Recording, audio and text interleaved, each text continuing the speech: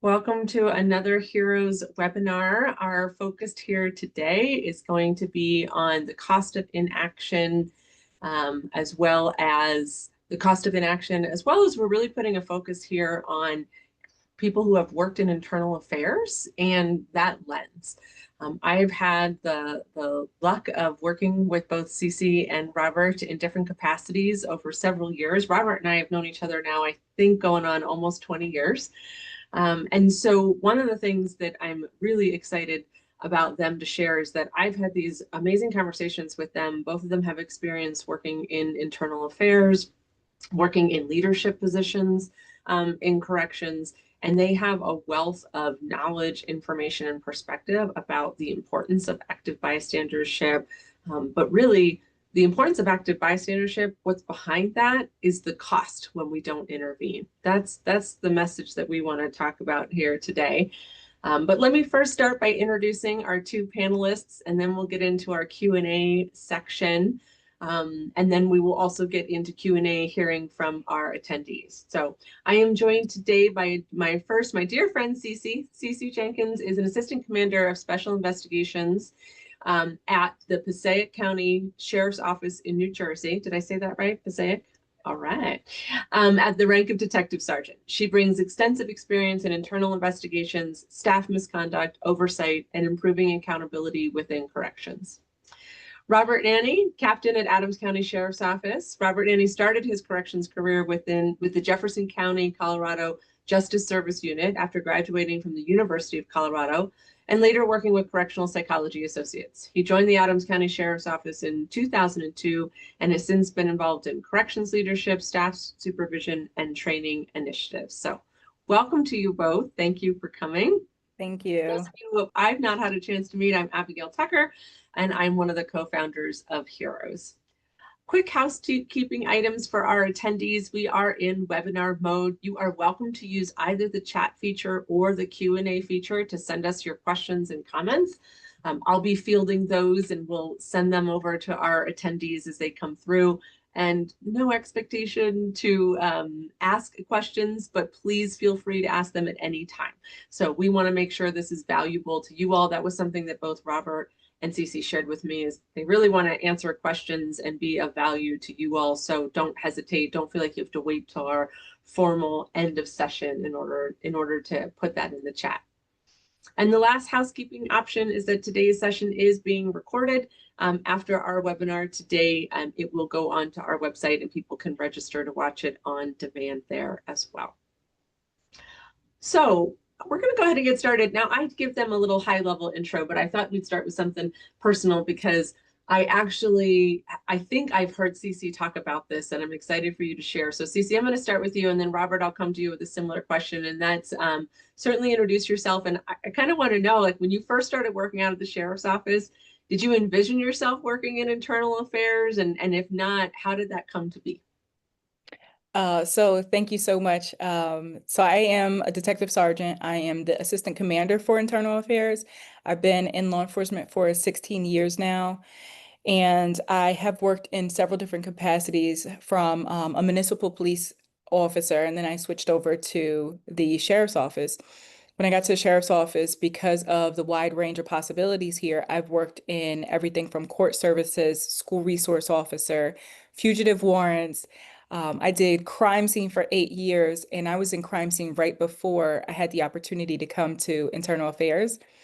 And the captain at the time, who was a really good friend of mine, he got moved into internal affairs a few months before me, and he presented me with the idea. And at first, I was super reluctant because I thought I was going to be crime scene for life. I really loved it. And another colleague of ours, Greg Hanna, and I were actually on a trip. And when I got the offer, I spoke with Greg Hanna because he had an extensive background in internal affairs. And he talked about all the pros and cons and how it could help your career and just the insight that you get from working in internal affairs and then being an able instructor at the time, how useful the two would be. It took me some time to consider, but overall, I feel like it was the best decision that I did make for my career. I've learned so much, not just from the administrative side, but also from a perspective of the whole officer coming in, doing the background checks, eventually any type of discipline, and then the administrative process for processing any administrative issues that come in. So it sounds like the decision to do was not only for the benefit that you could have for the department, but really it was a professional development step up for you. Like the opportunities that you got to see, that this awarded you a perspective and a lens on department and operations that you would have not had if you had stayed in crime scene. Absolutely. And then I had just gotten promoted just shortly before I got the offer to come to internal affairs. And so moving into a leadership role and seeing the department operate from the top and the decisions that are made in the administrative part of the department really did help shape my lens as an officer and a supervisor. Yeah. Thank you so much, Cece. Robert, how about you? When you started out in 2002, were you thinking about doing internal affairs, and how did you end up in IA as well? And I know you also had some leadership there as well. So curious around your journey as well. Yeah, are you able to hear me? It looks like my screen is frozen for a minute. So when I started in 2002, I didn't even have you know even an inkling of a thought that I would even enter into the leadership. Uh, so as I wound my way through the sheriff's office, I spent the bulk of my career was actually in patrol investigations, and in 2014 I was promoted to sergeant in the patrol division and I had finally got my hooks in a shift and really got a shift running well and cohesively. And I got the call from my division chief saying, you're going to internal affairs, which really had not been on my radar, but it's a fantastic opportunity in our agency. It's you're pretty much handpicked for internal affairs, and it really shows that the agency and the executive leadership has a lot of faith and confidence in your abilities. So it was really an honor, and I really enjoyed it because what I generally found was most of my investigations were spinning my wheels just to establish that our employees were doing the right thing. However, there were the few cases that were contrary to that. But it really gave me some good insight to how to be a better leader and a better teacher for my employees. And I've certainly carried that on as I've moved up into the ranks, where I'm now a captain in the jail division. There's two things about that I really want to highlight on. The first one is the spinning, a lot of your time in IA, you felt like you were spinning your wheels to prove that people did actually do the right thing. And I think that's important to share. My experience is that people get into this work of corrections because they want to do good work. They are human beings, they will make mistakes, and it's good to hear that that's a lot of the time spent in IA. But I hear both of you saying, but there's a value connection to those situations where it's not, right? Where the situation, the individuals, the outcome are not in alignment of the values of the agency. And, clearly both of you were seen by your superiors as people who could uphold those values of integrity. And my brain is already jumping ahead to thinking about something. How do we create a culture that prevents harm? And it seems like you're seeing that there's a role in IA of helping create that culture. And the other thing I heard you say, and I might come back to this, Robert, a little bit later in our session here today, is how it informed both of you as leaders, as well as what do staff need? Something we talk about a lot at Heroes is that, like we said, people start out, they want to do good in this career. They are humans, they make mistakes. And what we want to know is we train for so many other risks of the job, so many other aspects of the job, spend so much time training, but we don't train to how to intervene when you see a colleague who's struggling or making mistakes or engaging in misconduct. And yet it could be the deal breaker for career. Mm-hmm. So I might actually start with, I'll start with Cece, and then I'm going to follow up with Robert. Would love to hear, but I'm actually wondering if you can give us an example. I'm wondering if you could give us an example around what are some of the hidden costs in, so in the investigations that you've overseen, CC, where there was staff misconduct? So let's go with that. There was definitely staff misconduct. This is not in alignment with agency values or integrity. What were some of the hidden costs that maybe people don't always think about when they think about the cost of misconduct to a sheriff's office? Thank you so much. One of the, I guess I'll call it a luxury, is that the agency that I work for, not only do we have a correction side, we also have a law enforcement side where we provide on the street services and court services as well. And so when we think about what the cost is of misconduct, we have to look at the whole picture. And that whole picture generally comes from where our budgets come from and the people who we answer to.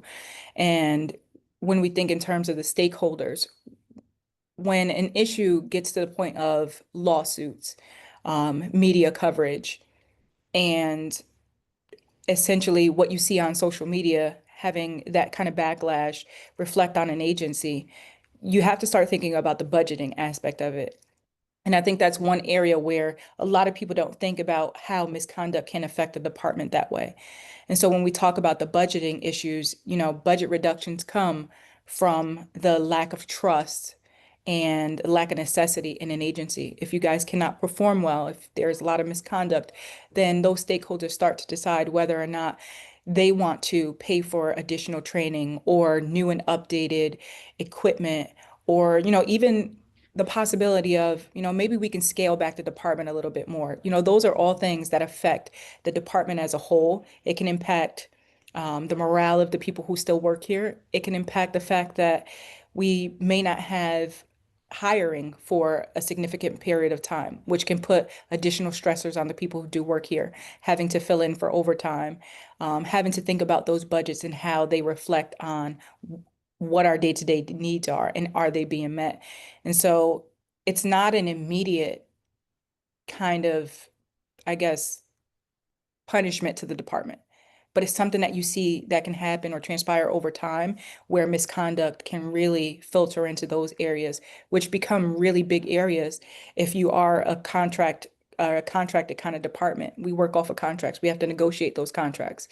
And our productivity and our views out in the public and the views of those of our stakeholders, that all comes into consideration when you are fighting for a contract of what you believe is fair for your agency and for the officers who are serving on a day-to-day basis. If the people who are approving those contracts don't feel that you deserve that kind of raise, then you're left sometimes with zeros. Sometimes you're left with getting no incentives or stipends for certain areas that you believe that you should get a stipend for. So those, I think, are some of the long-term issues that affect an agency, but also can affect on a day-to-day basis when the morale is low, when you don't feel like you have enough backup, or you don't feel like you have the equipment or trainings that you should have access to. That's really helpful to hear. And the staff morale one, man, when you said that, I think both Robert and I, oh yeah, that's huge, right? That hidden cost of staff morale on that aspect. Robert, how about you? What are some of the other, does anything come to mind in hearing that, or anything else that you would offer to the hidden costs when there is misconduct in a sheriff's office? Yeah, and I think that CC hit a really great point with that effect of some of the outcomes or negative outcomes having an impact on morale. And I think I want to take that a little bit further in that, something that I've seen over the years is that when it comes to litigation, sometimes that litigation and those settlements come down to a business decision. And we've had a number of cases that were settled that our officer was well within policy and well within the law. However, it came down to a business decision of saying, this is how much it's going to cost to take this through the full trial, and we're going to offer this because it's cheaper for the county. But that, while it makes great business sense, it has a big impact on those officers that were involved because, in their mind, they did right. This should have been fought out, and they should have been vindicated, right? And so that really brings down morale, and it kind of breaks down that trust between the line staff and the county attorneys and kind of the process, and it really kind of creates a cancer that's tough to beat, even though logically it all makes sense. And so really, when we look at these misconduct cases, right or wrong, they do have a big impact on our employees, and that's something that we really have to look at as leadership, is how do we equip our employees to make the absolute best decisions in the moment, and also make it a village approach where everybody's looking out for each other. Because that historically, in my agency, the culture was, you don't pull anybody off of a fight, you jump in and help them. Well, there's decisions to be made in that moment, and is this a justified and righteous fight, or is this an opportunity for me to look out for my partner's career survival and pull them off and say, it's time to stop this, and we go a different direction. In having that mindset and shifting that culture to having that village approach and really looking out for each other, I think can help draw down some of those litigious situations that have that impact on morale as well. This is a ball of yarn that really can string out for a long way. So I'll leave it at that, and see what else comes out of the conversation. Yeah, and I think what I hear you saying, there's a place in our training where we talk about reframing loyalty. So instead of that blind loyalty of, well, I came out of the academy and the expectation is you jump in, right? You don't pull people off a fight, you jump into it.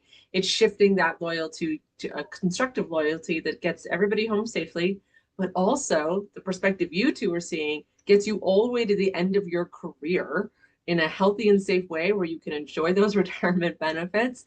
And that might mean doing something differently. It might mean pulling somebody off. And I think that's that really redefining loyalty and having each other's backs. And I'm going to shift actually to a little bit of a health and wellness perspective. And I'll start with UCC around one of the things that I love about working with folks in corrections and in sheriff's office, where often they have multiple sides of the house, right? Patrol as well as detention, is they already have a loyalty to have each other's backs. And so we're building off of that strength to say, so you already have the connection to intervening. And one of the things that I say is that I would love for Heroes training to help reduce the amount of misconduct. Robert, to your point, would love to reduce those business decisions and lawsuits and liability claims. But I'd also love to stop hearing from people at funerals, I wish I would have said something. And that is a really unspoken epidemic in corrections, is the rate of death by suicide and health and wellness. And so I'm curious from either one of you, if you have any examples in mind where untreated or unchecked mental health was really what was behind an investigation, right? So what comes into your office is that really policy, misconduct, an issue. But when you, as a detective, as an investigator, are peeling back the layers, you're finding somebody whose health and wellness has been deteriorating for quite some time. I think I can speak to some of that, maybe not directly because I wasn't involved with some of these situations. However, I'll call it witness to, because I was an employee of the agency at the time. Unfortunately, my agency has suffered some great losses in corrections and as an agency as a whole. In 2018, we had a lieutenant who committed suicide. 2021, there was a captain also from the jail division who committed suicide. And then most recently in 2024, our actual sheriff committed suicide. And so the agency has seen a lot of an unfortunate amount of that kind of grief, and how without notice, things can go unchecked. And again, I can't speak to the personal experiences of the lieutenant, the captain, or the sheriff themselves. I just know the impact that it had on the agency, what was left. And, coming from those experiences, collectively, the department thought that, there were things that we had to put into place, practices that we needed to reinforce, and to make sure that there were things that were happening where if a person needed to have a conversation or wanted to feel like there was a safety zone to go to, we were practicing those things. Um, and while, again, I can't speak to the actual experiences of those officers or people who worked alongside of them, I know what it looked like from the outside as an agency having to, attend those funerals and, mourn the loss of those officers and the people who had worked with them for years prior to me even coming here. It's a great loss to suffer. It's greater for the department when it comes to the healing process and understanding what practices to put into place. I'm so grateful for my agency. When the sheriff passed away in 2024, they brought in cop to cop and they were here for months at a time, spending time with our officers, holding workshops and holding personal sessions for everybody. There were even support animals that were brought in, just things to put into place to help the manpower to deal with those things. Suicide is a really hard situation to deal with, to understand if you don't have any answers. But altogether, I feel like not addressing those things really, really do create a culture of um, a need to know thing versus the open door and the comfort that everybody needs in those kind of situations. So I think in agencies like corrections, because of the workload and the work environment, people can miss certain things because we're always tasked with showing up strong and showing up big and not feeling like you're vulnerable enough, and not feeling like you have the space to be vulnerable to talk about how you feel or what's affecting you. Thanks, Cece. And you're absolutely right. There's a collective cumulative toll of losing people to death by suicide in this work. And if you or someone you know is struggling, please reach out for help. I did put some resources into the chat, and you're welcome to contact any of us. I know any of us would be happy to talk people through for sure. And yeah, I'm curious, Robert, building off of that, I think it's something that one of the things that I often train to is that it's pretty rare. I actually always say, I think of both of you. Well, I think about my friends who worked in IA, and their experience is that it's pretty rare that somebody with a significant misconduct lands on their desk and they, were just evil from the beginning or perfect from the beginning. What is a much more true story is that policy infraction, that misconduct allegation was preceded by certainly mistakes, but preceded by a deteriorating health and wellness on the job and outside of the job. And I think that is often not talked about. Robert, do you see that? What are your thoughts? Absolutely. A common theme that I've found throughout my career, and not just in IA, but when employees find themselves in trouble, and whether it's a formal investigation or an informal investigation, there's usually something underlying in that. I'm very thankful that my agency was an early adopter of the mental health first aid, and really got onto that health and wellness bandwagon. It was probably about 10, 12 years ago when we really started kicking that into high gear. So we were a little bit ahead of a lot of the agencies in our area. But that does have a positive influence on the employees and not getting themselves into these situations where they're bringing those outside influences or letting the grind of the job impact them and impact their decision-making abilities. And I think that it does have a big impact to uh, to the employees to really have an agency that is supportive of that health and wellness and very cognizant um, of what we're putting them through, and so that we can give them that time to decompress and really have a positive time to reflect on what their experience is. Yeah, absolutely. And I put a link to mental health first aid for corrections in the chat as well. It's one of the things that we talk also about with active bystandership training is we want it to be an operating lever for all your other training. So your mental health training, your CAT, your peer support teams, right? What good is a wellness program if people aren't using it? And the most common individual to witness and notice that somebody isn't doing well are the people they work with every single day. I imagine that neither of you want to be referring somebody to health and wellness resources when you're investigating them, right?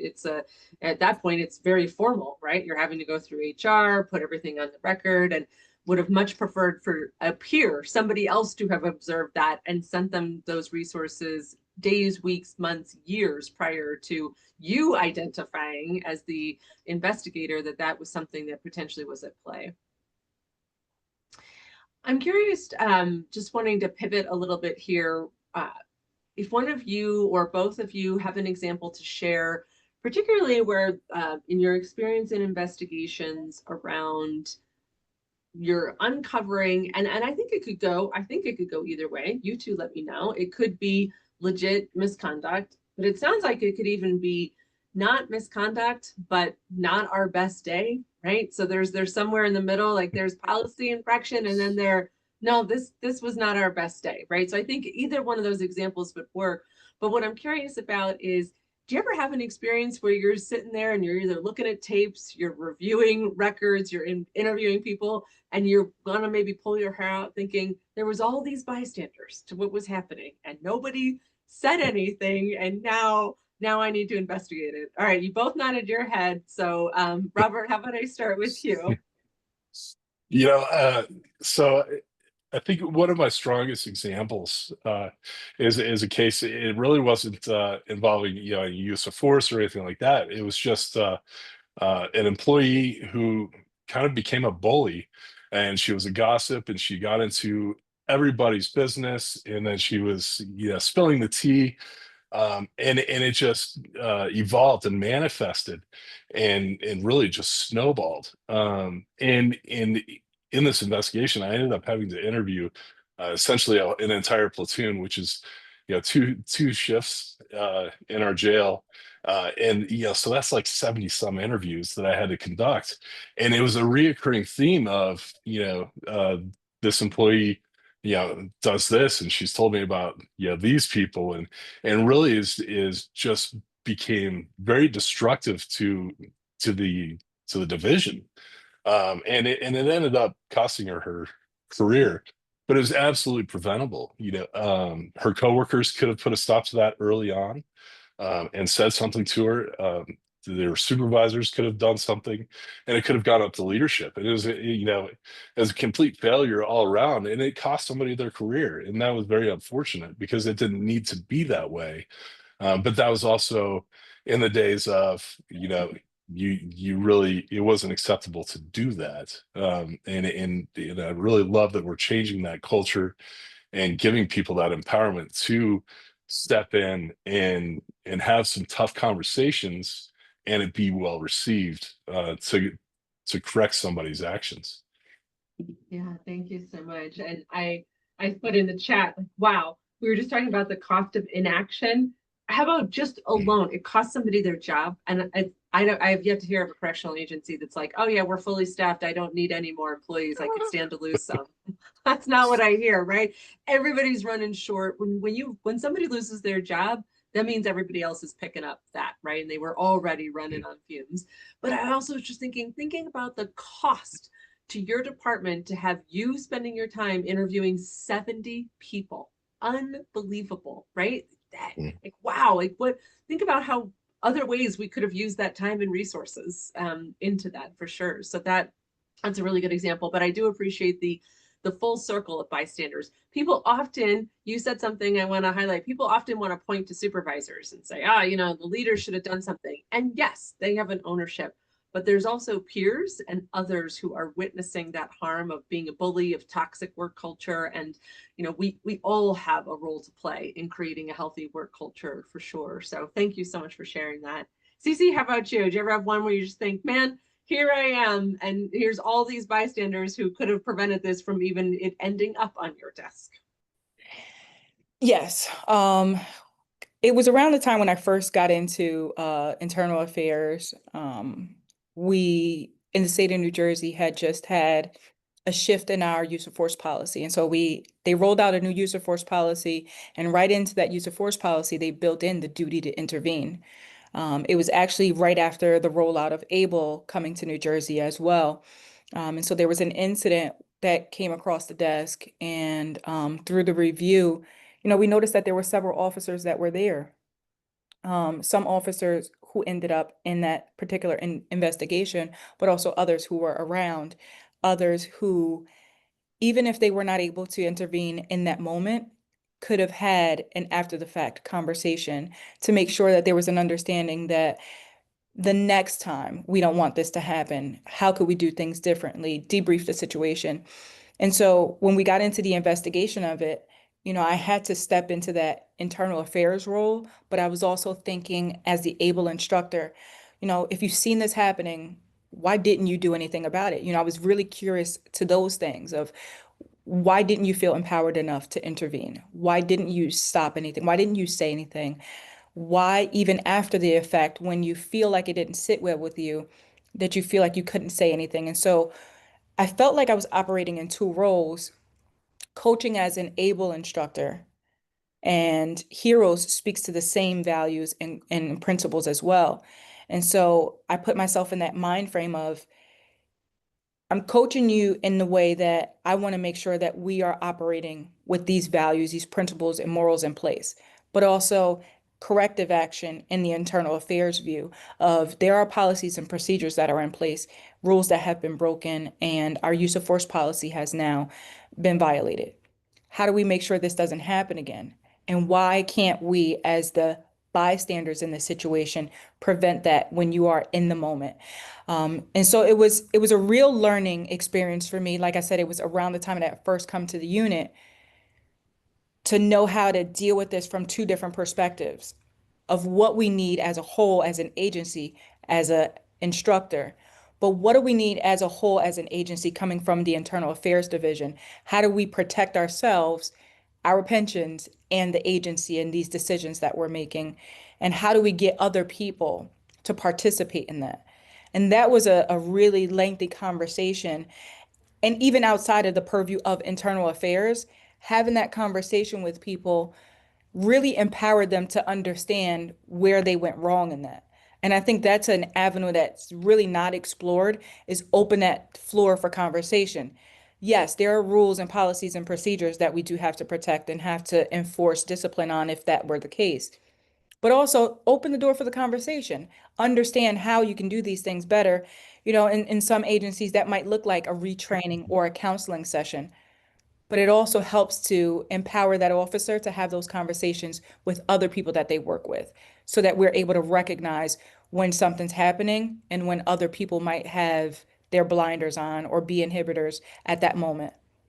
Yeah, I want to ask you a follow-up question around like what did people share with you if they did, or what did you find about why? But I'm also thinking we've got our, Heroes OG co-founder, friend and mentor Joel Dabaskin, I know is in our attendees, and something that Joel always loves to say, it's so true, is that early is best, but better late than never. So when it comes to intervening, like the earlier you can intervene is best, but it's better late than never. So to CC, to your point, even if it's after the fact, like, hey, that wasn't good, because the examples that we're often seeing on the news is it's one thing when we get one bad example, but it's a whole other thing for that department when the next news story that comes out the following morning is a history of this happening and a failure to intervene. That really sends a very bad message. So I'm curious, Cece, just as a follow-up in that example, what were some of the reasons, you mentioned the word inhibitor, what were some of the reasons that people felt like they could not intervene in the moment? I think in that particular situation, I think it was um, the intensity of the situation and everybody trying to just get it under control in that moment. And because there were so many officers at the time as well, I think that was also an issue, not being able to clearly see what's happening or understand what's happening in the moment. But it was the after fact that I was really most concerned about. Like, once you look at it from a whole and once you've evaluated that situation and everything's under control, when in that moment you realize that some things could have been done differently, why didn't we have those conversations? And I think what came out of that was some officers thought it was over in that moment. Like, you missed the opportunity and didn't really grasp that, if you have that conversation after the effect, it can prevent it from happening another time. And I think when they understood that, it was like an aha moment that, yeah, maybe I missed it in that mark. But when I had the conversation after the fact, that's still an intervention. That's still doing the work to prevent further harm at another point in time. And I think it really hit home that sometimes we don't have the opportunity in the moment. May it be for safety, may it be for security, or you're just not sure in that moment. But if your best opportunity is after, then have those after the effect conversations because it can lead to drastic change, whether it just be with the individual who created the harm or those who were around to see it. I agree. And I think I appreciate you saying, Abigail, the intensity, I am hearing like two or three things. The intensity and the speed at which the incident itself was happening, combining that with, if I'm hearing correctly, your department was like brand new, maybe not even fully trained in active bystandership. So this is like a Right. new concept to them. So it's a brand new, Robert, you were talking earlier, like we're shifting a culture. Culture is in the shift mode, right? Where we're going from this blind loyalty to constructive loyalty. Maybe we've been trained, maybe we haven't had a ton of practice yet. And now you pop on this really intense, very fast moving scenario. And what I hear you saying is, but from your lens, the real concern is that they didn't take the opportunity after to say, okay, what went wrong? I'm a daughter of a firefighter, so hot wash, right? They didn't hot wash this scene to say, what could we have done better, worse, that kind of terminology. And then it leads to it. I'm thinking about, I'll pop this into the chat, folks, if you're interested, but I was just reviewing an incident in Indiana in 2023 where an officer was lost their job, a correctional officer lost their job for excessive force. You can tell from the body cam footage, it's really fast. It's happening in the moment. There were bystanders, maybe they had seconds to potentially intervene. What I'm most curious about, Cece, to your point, is what was the debrief afterwards, right? Did we pull that person off? And we don't know, right? We don't know, but that's kind of what you're saying. So, Robert, I want to kind of ping back to you. One of the things we often talk about in this work of active bystandership is that the real enemy, right? Like, I mean, there's a lot of enemy is not the word. Because I don't like the word enemy, right? So we have so many challenges working in corrections, right? We don't have enough staff. We don't have enough budget. The public doesn't understand what we do. We don't get enough respect for the work that we do, XYZ, et cetera, right?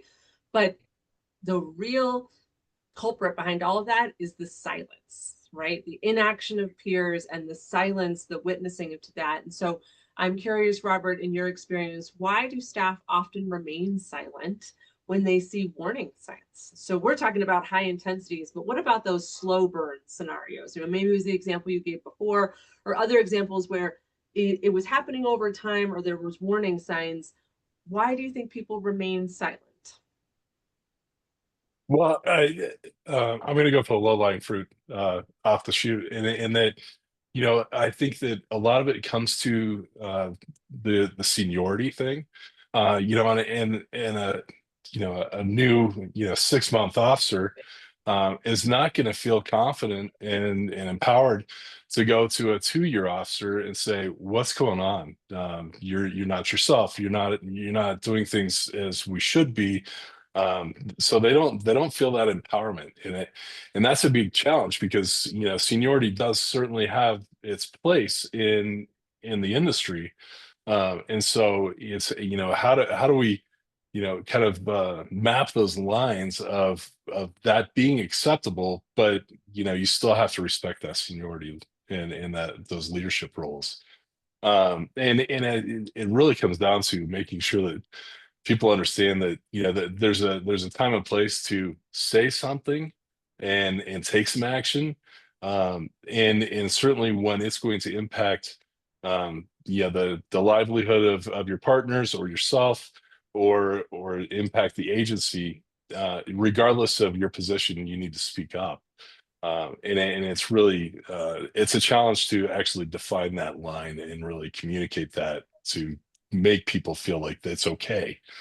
And so I think that's kind of where I would start with it. But from a leadership perspective, it becomes very, very difficult to continuously try to save people from themselves. And I don't know about Cece, but one thing that I observed in my time is that there's a certain percentage of, or a low percentage of employees that are very cyclical, and so they will find themselves in some kind of misconduct investigation, every 6 months or a year, or maybe it's 2 years, but they're very cyclical, and you could almost set a calendar to it.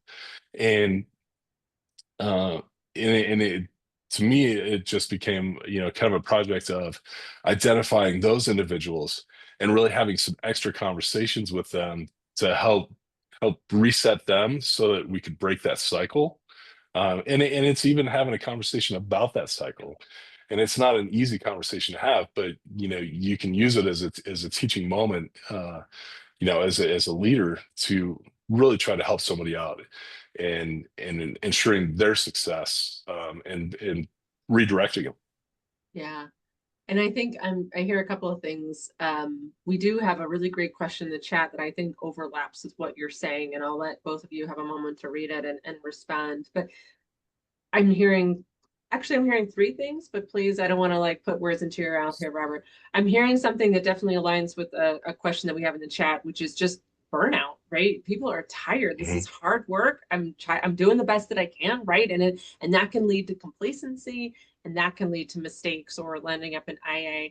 The second thing I'm hearing is that people don't have the skills. So it's hard. I hear you saying, man, it's hard enough to intervene on peers, and then you add in rank and hierarchy and structure to that. We're adding a different challenge, and we need a different set of skills than just the base. We need something more than a policy that says, make sure you intervene when you see something's wrong. Like that's not cutting it, right? So to the brand new rookie who's just a few months onto the job and their sergeant is doing something that doesn't make a lot of sense, we need to give them more. We need to give them training and skills than just, don't do a bad thing. It's not effective, right? And then the third thing I hear you saying, it's about setting a culture.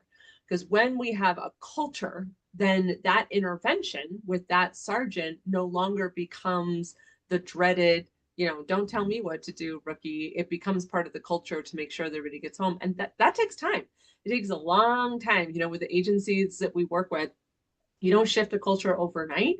But just like active bystandership, early is best, but better late than never, for sure. I want to just pause. Cece, you've had a minute to take a look at the question and I'm just curious if you would like to respond.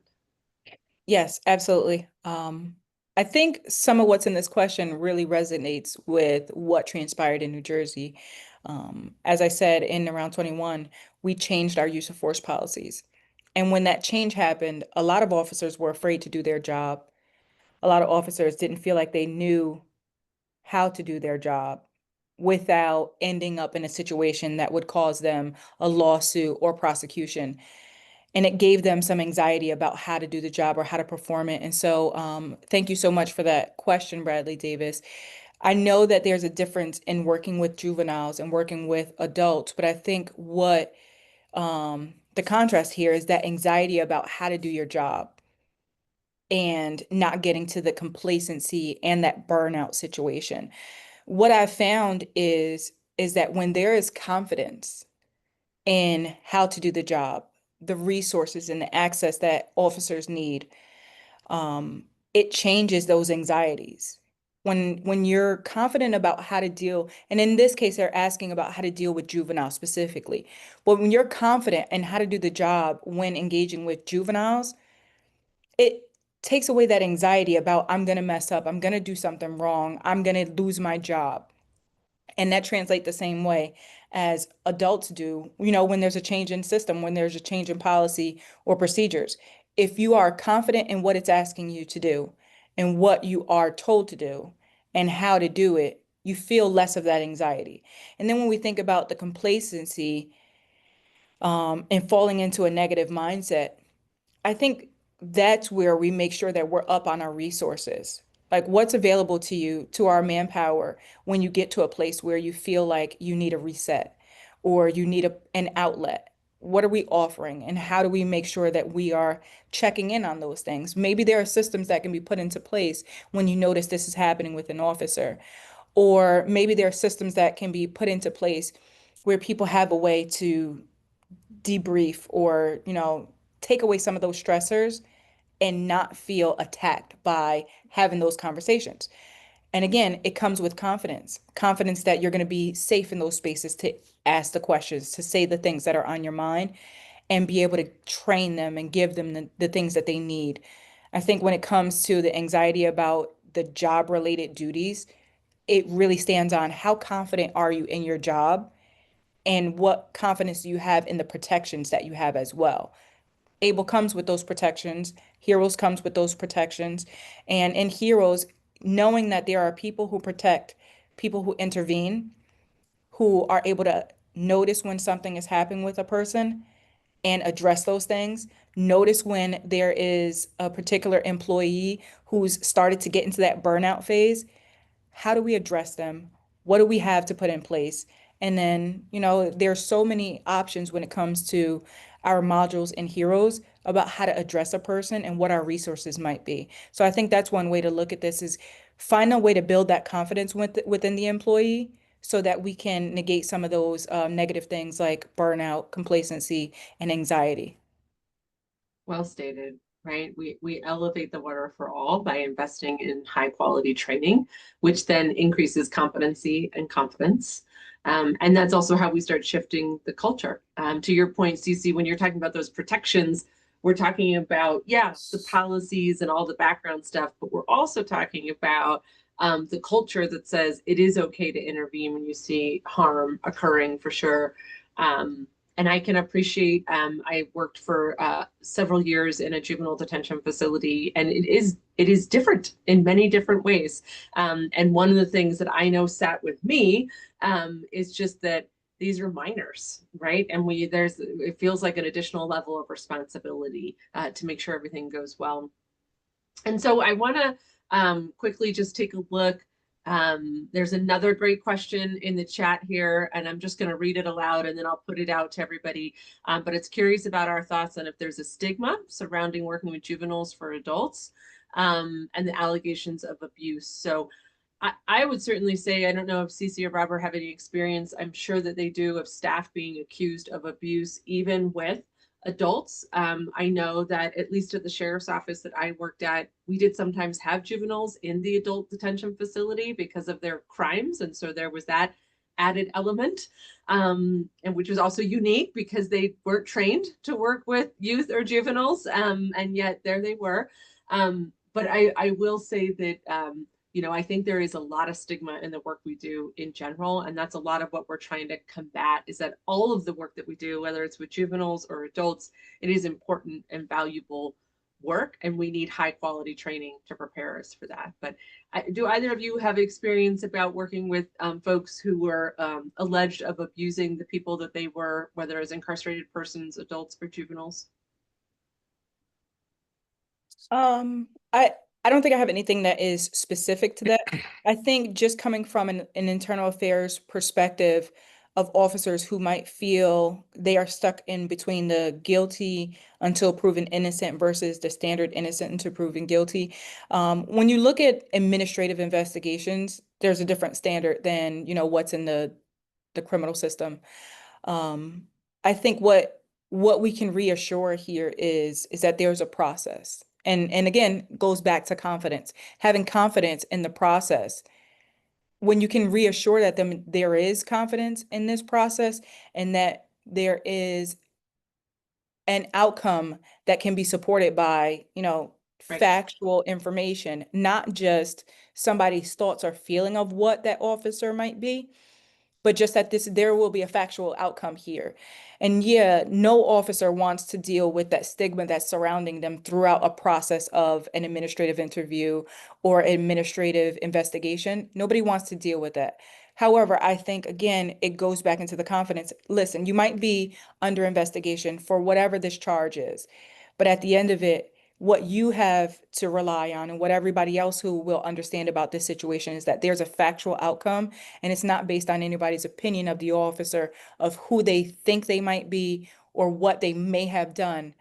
And so when we reassure them that, there is a process, that everybody is following and it is fair and we are operating out of integrity, maybe that helps those situations and takes away a little bit of that stigma because we are creating a culture of confidence in the processes that we're using to investigate these kind of situations. And while I've never worked directly in a juvenile setting, I do know officers who have, and that's a whole other world of information to learn and abide by. So, sometimes that's a touchy situation when it comes to dealing with directly in facilities with juveniles. But I think just really building that confidence and trust around the process that you use for investigations can really help some of those stigmas. I would agree.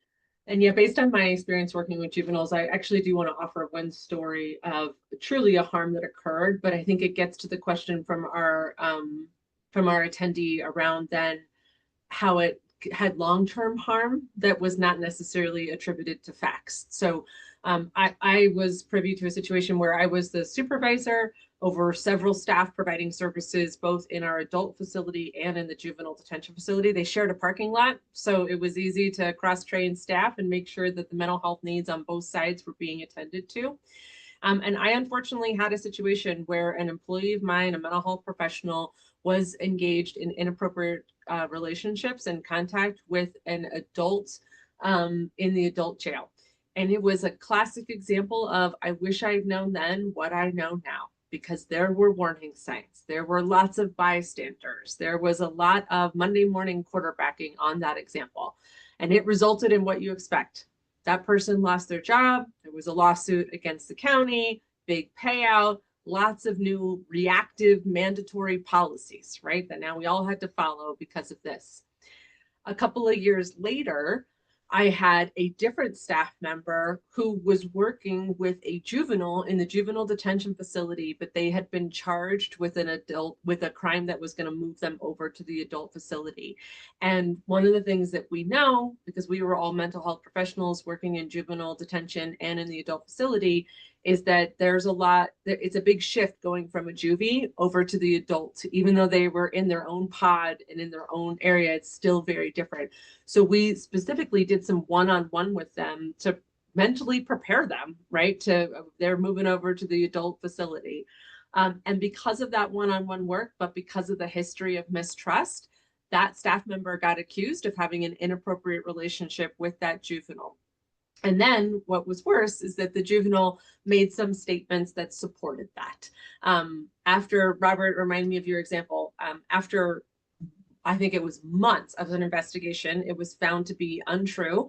But the lack of trust because of this was very real. And there was a presumption that just because this mental health professional was having some one-on-one, which was under cameras, it wasn't as if they were completely one-on-one, that there was a lack of trust in the work that we were doing. And I still to this day can see the look on my staff member's face, just feeling completely at a loss that they were accused of doing something that they never did, would never do, and they had to go through all of that. And there was a lack of trust in that culture, and I think that is a byproduct of not having an active bystandership culture, is the lack of trust.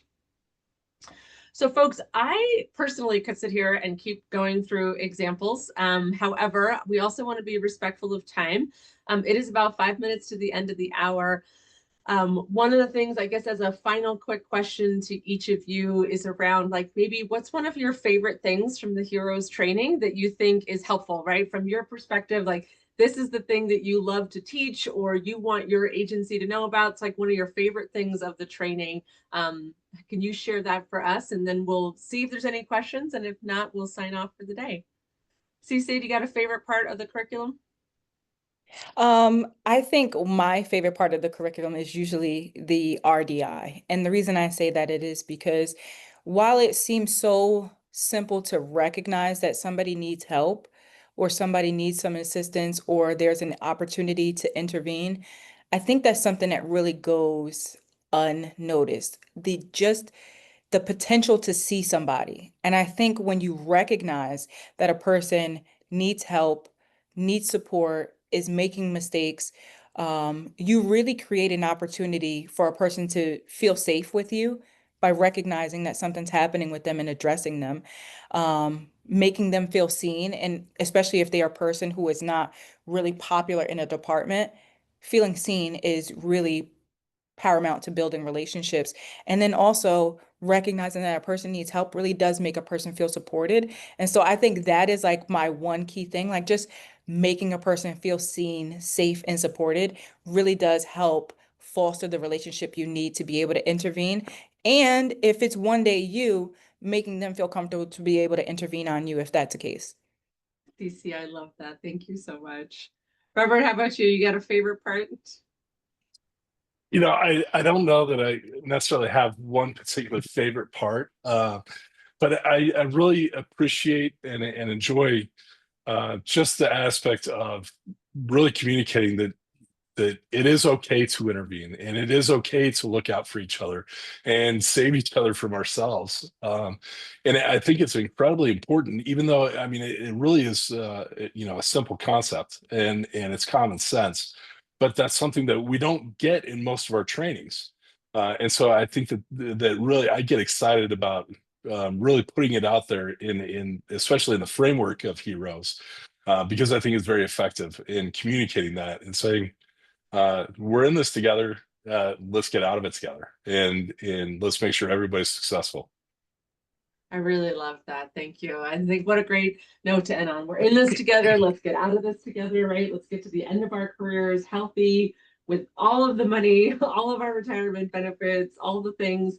Thank you both so much for sharing your time. I know your time is valuable, but I appreciate you sharing your time, your insights, and your competencies with us. And thank you to all of you who attended today. Like I said, the recording will go up on our website within a day or two, and people can watch it on demand. So thank you all so much and have a great rest of your day.